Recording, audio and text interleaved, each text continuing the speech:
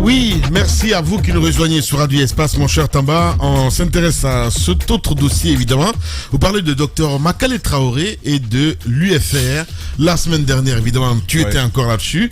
Est-ce qu'il y a de nouveau? Que se passe-t-il? Alors, Lamine, cette affaire, ça devient intéressant. Ah. On en a parlé il y a quelques temps. Je vous ai suivi, ouais, jeudi. Oui. Avec d'abord, c'était le parti c'était à la faveur de l'Assemblée générale habituelle. Et puis, il y a eu un commentaire à l'intérieur du groupe qui était là. S'en est suivi ce communiqué-là. Derrière la sortie de Dr Makale. Mais vous avez vu ce qu'il y avait dedans. Et le communiqué nous apprenait une chose terrible.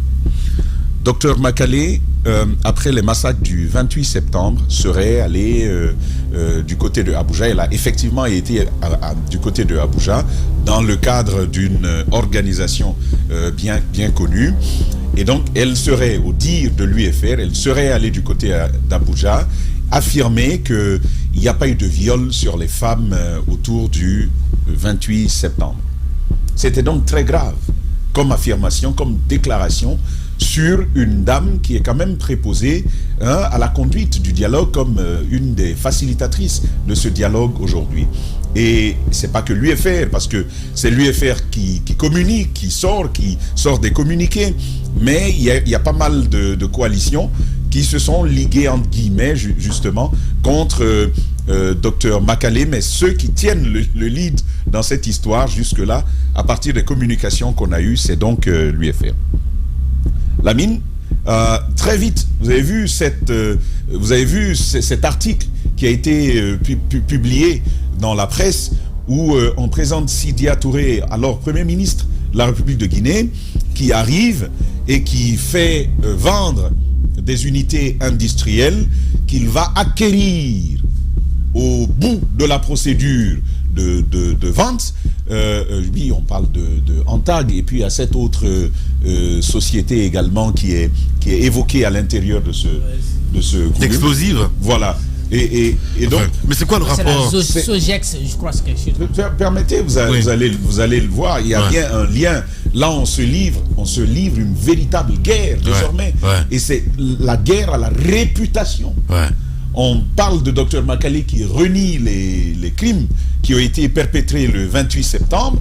Et derrière, il y a cet article qui est publié par notre confrère Bella Kamano, qui sort et qui dit, écoutez, Sidya, on va vous dire qui il est.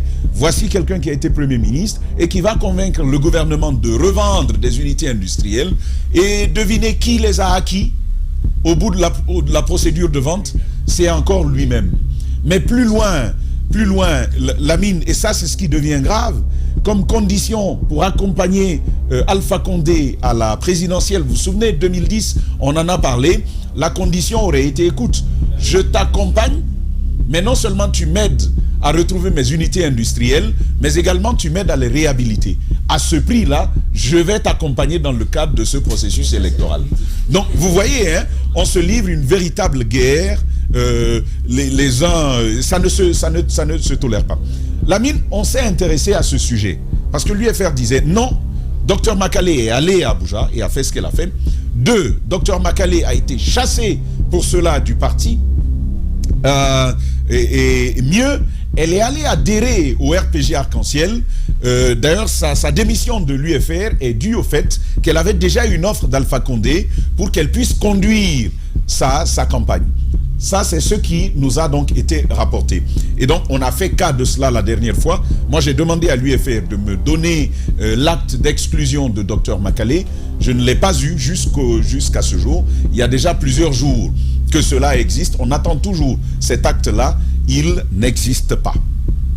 Mais Lamine, on en sait un peu plus aujourd'hui.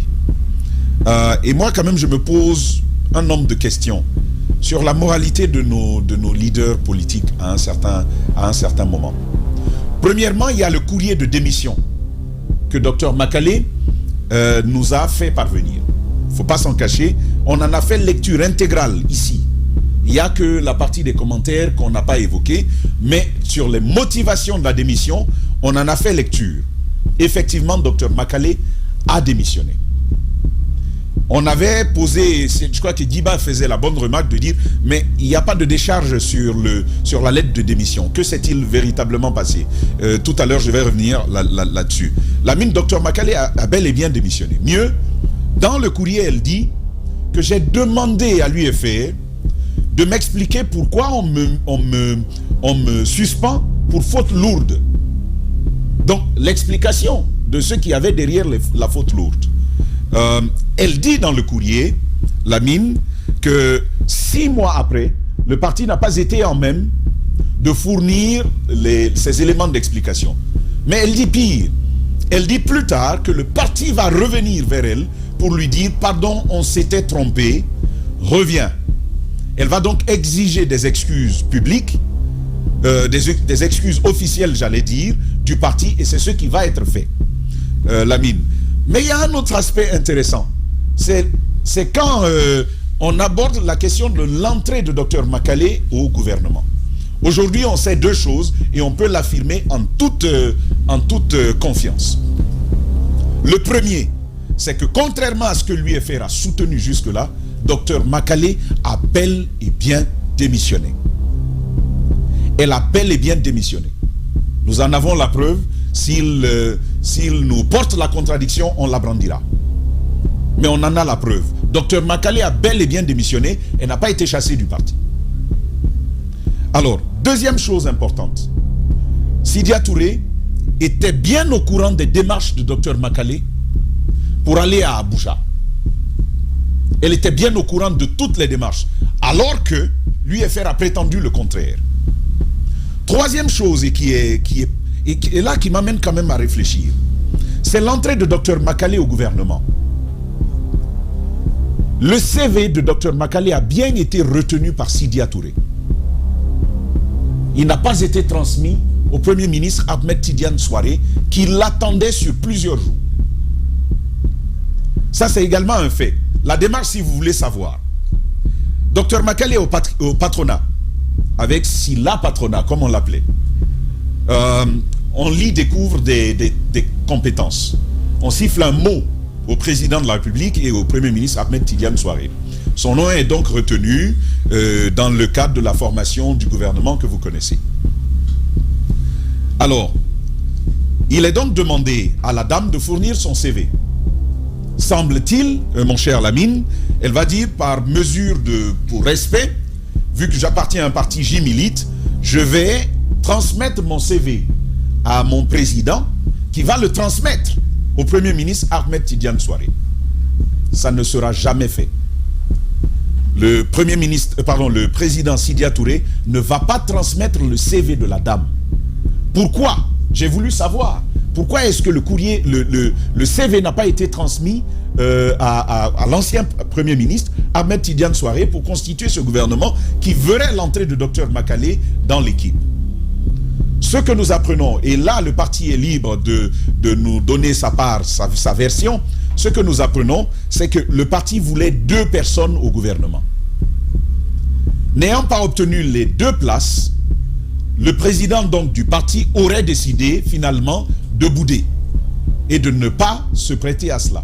Mais Lamine, nous avons même un élément qui conforte la position selon laquelle, au départ, le président Sidya Touré va accueillir favorablement la démarche de Dr Makale et même lui donner ses bénédictions pour porter, pour participer à ce gouvernement-là. Mais quand on voit dans le communiqué officiel du parti où l'on dit, écoutez, la dame est allée au gouvernement à son propre compte, elle s'est débrouillée à aller à Abuja à son propre compte, alors que nous avons des éléments matériels sous la main qui nous permettent d'attester du contraire, vous vous posez la question quand même de la moralité telle qu'on la pose depuis toujours à l'intérieur des partis. Comment fait-on pour avoir dit à une dame va et derrière laisser courir le bruit en fait qu'elle fait tout ça pour ses seuls intérêts? Ça, c'est une question qui reste à poser et ça a un lien avec le président Sidya Touré. Je dis encore une fois, il y a certes d'autres éléments qu'on va garder par-devers nous, mais si le parti nous porte la contradiction, nous sommes en mesure de les brandir et à ce moment, ça ne va pas être très beau. parce que ce sont des éléments matériels, ou au-delà de l'information que l'on peut avoir, la personnalité, le caractère des personnes peut être mis sur la place publique, et c'est simplement dommage qu'on en vienne à cela. Les partis politiques, les acteurs politiques en général sont reconnus pour ce type de jeu. Écoute, tu fais ça, mon intérêt est menacé, maintenant je vais te pourrir la vie. Mais jusqu'à lâcher une telle information pour dire, la dame va à Abuja et elle dit qu'il n'y a pas eu de femme violée en Guinée dans le contexte actuel, c'est tuer une carrière, ça. Ça, c'est une bombe. Vous vous souvenez les termes dans lesquels cela a été dit. Mais même pour ça, Lamine, nous avons la preuve également que même pour ça, le président Sidia sait que la dame ne l'a pas dit. Deuxièmement, nous avons la preuve que le président Sidia Touré sait que la dame était même partie à la manifestation concernée. Mieux, le président Sidia Touré sait à nouveau que la dame a déploré les violences faites aussi bien sur les femmes en particulier, mais sur les militants alors en général. Pourquoi taire tout ça? Pourquoi ne pas avoir le courage de l'évoquer? Pourquoi sortir ces informations qui ne correspondent pas à la vérité? Mais pourquoi Makale ne parlerait pas? C'est un ensemble de questions. Mon cher Tamba. Vous comprenez bien sa position. Aujourd'hui, je ne la dédouane pas. Je ne la dédouane pas, mais vous comprenez bien sa position. À sa place, je crois que tu aurais fait la même chose en tant que facilitateur de ce dialogue-là. Je ne te verrai pas prendre la parole ce matin. Cela dit, moi j'ai recoupé mes informations, pas qu'auprès d'elle par ailleurs, et il y a beaucoup d'acteurs vivants qui m'ont confirmé ces thèses-là, en plus des éléments matériels en notre position. Bien. Tamba, Zakari, Milimono. On reviendra évidemment sur ce sujet. Les GG. Être indépendant, c'est se donner les moyens de faire surgir des vérités de fait qui vont nous bousculer intimement. Bousculer nos propres préjugés, nos propres aveuglements. Chez nous, nous le faisons depuis plus de 10 ans en terre guinéenne. Boké, Zérékoré, Kindia, Labé, Conakry. Les GG sur Radio Espace Guinée. Radio Espace, Espace TV, les GG, le mur du jour.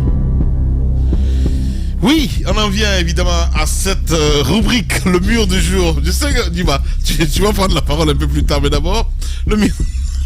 le mur du jour, il veut vraiment parler, quoi. Allez, tu peux allumer ton micro, ma grande? Pardon. Voilà. Damiro a pris un mur, 2 pour Tamba, 3 donc pour Mara et Roby. Le mur du jour, c'est Monsieur Kaba, notre invité avec 4 murs. Mais Monsieur Kaba? Oui. Eh ben voilà, ça m'étonne pas.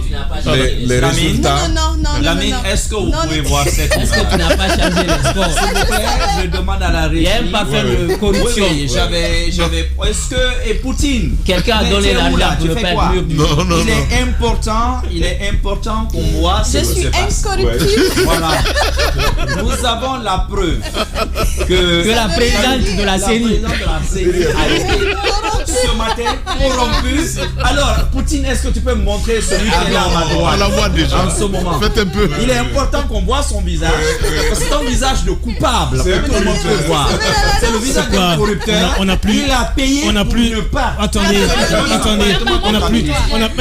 Mais attendez, Madame Hiro. Il parlait ici. Vous la mettez dans l'affaire On n'a plus le droit de donner. On n'a plus le droit de donner Tsunakati. Tu as dit quoi? Eh ben voilà. On a des preuves. Là, c'est suspect. Merci à vous tous. Mesdames et messieurs, on a terminé ce matin. Merci à 13h. Kernoma Duba vous attend là, évidemment, avec son équipe. Les informés, ça s'appelle sur Espace, Radio Espace et sur Espace TV. Sinon, sur Kalak Radio à 14h, l'équipe de Kelefa Silla vous attend avec Nondi Kira. Prenez soin de vous. À demain.